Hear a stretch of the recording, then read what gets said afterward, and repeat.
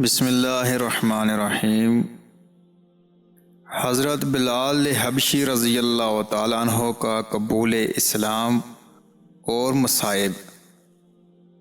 حضرت بلال حبشی رضی اللہ تعالیٰ عنہ مشہور صحابی ہیں جو مسجد نبوی کے ہمیشہ مؤذن رہے۔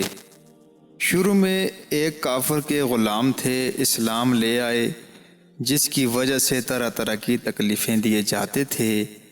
امیہ بن خلف جو مسلمانوں کا سخت دشمن تھا، ان کو سخت گرمی میں دوپہر کے وقت تپتی ہوئی ریت پر سیدھا لٹا کر ان کے سینے پر پتھر کی بڑی چٹان رکھ دیتا تھا تاکہ وہ حرکت نہ کر سکیں، اور کہتا تھا کہ یا اس حال میں مر جائیں اور اگر زندگی چاہیں تو اسلام سے ہٹ جائیں۔ مگر حضرت بلال رضی اللہ تعالیٰ عنہ اس حالت میں بھی احد احد کہتے رہے، یعنی معبود صرف ایک ہی ہے۔ پھر رات کو زنجیروں میں باندھ کر کوڑے لگائے جاتے اور اگلے دن ان زخموں کو گرم زمین پر ڈال کر اور زیادہ زخمی کیا جاتا تاکہ بے قرار ہو کر اسلام سے پھر جائیں یا تڑپ تڑپ کر مر جائیں۔ عذاب دینے والے اکتا جاتے، کبھی ابو جہل کا نمبر آتا، کبھی امیہ بن خلف کا، کبھی اوروں کا، اور ہر شخص اس کی کوشش کرتا کہ تکلیف دینے میں زور ختم کر دے۔ حضرت ابو بکر صدیق رضی اللہ تعالی عنہ نے اس حالت میں دیکھا تو ان کو خرید کر آزاد فرمایا۔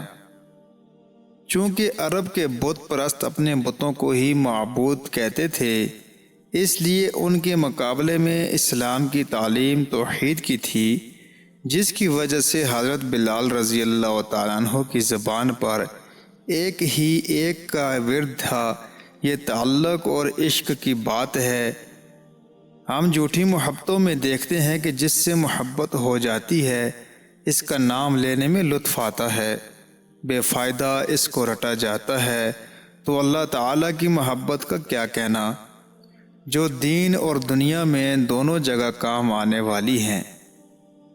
یہی وجہ ہے کہ حضرت بلال حبشی رضی اللہ تعالیٰ عنہ کو ہر طرح سے ستایا جاتا تھا، سخت سے سخت تکلیفیں پہنچائی جاتی تھیں۔ مکہ کے بدمعاش لڑکوں کے حوالے کر دیا جاتا تھا کہ وہ ان کو گلی کوچوں میں چکر دیتے پھریں، اور یہ تھے کہ ایک ہی ایک ہے کی رٹ لگائے رہتے تھے۔ اسی کا یہ صلہ ملا، پھر حضور اقدس صلی اللہ علیہ وسلم کے دربار میں مؤذن بنے اور سفر و حضر میں ہمیشہ اذان کی خدمت انہی کے سپرد ہوئی۔ حضور اقدس صلی اللہ علیہ وسلم کے وصال کے بعد مدینہ طیبہ میں رہنا اور حضور صلی اللہ علیہ وسلم کی جگہ کو خالی دیکھنا مشکل ہو گیا تھا۔ اس لیے ارادہ کیا کہ اپنی زندگی کے جو دن ہیں جہاد میں گزار دوں، اس لیے جہاد میں شرکت کی نیت سے چل دیے۔ ایک عرصہ تک مدینہ منورہ لوٹ کر نہیں آئے۔ ایک مرتبہ حضور اقدس صلی اللہ علیہ وسلم کی خواب میں زیارت کی تو حضور اقدس صلی اللہ علیہ وسلم نے فرمایا، بلال یہ کیا ظلم ہے، ہمارے پاس کبھی نہیں آتے، تو آنکھ کھلنے پر مدینہ طیبہ تشریف لے آئے۔ حضرت حسن حسین رضی اللہ تعالیٰ عنہما نے اذان کی فرمائش کی، لاڈلوں کی فرمائش ایسی نہیں تھی کہ انکار کی گنجائش ہوئی۔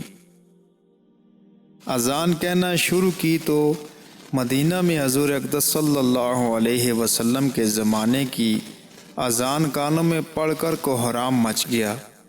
عورتیں تک روتی ہوئی گھروں سے نکل پڑیں، چند روز قیام کے بعد واپس ہوئے اور 20 ہجری کے قریب دمشق میں وصال ہوا۔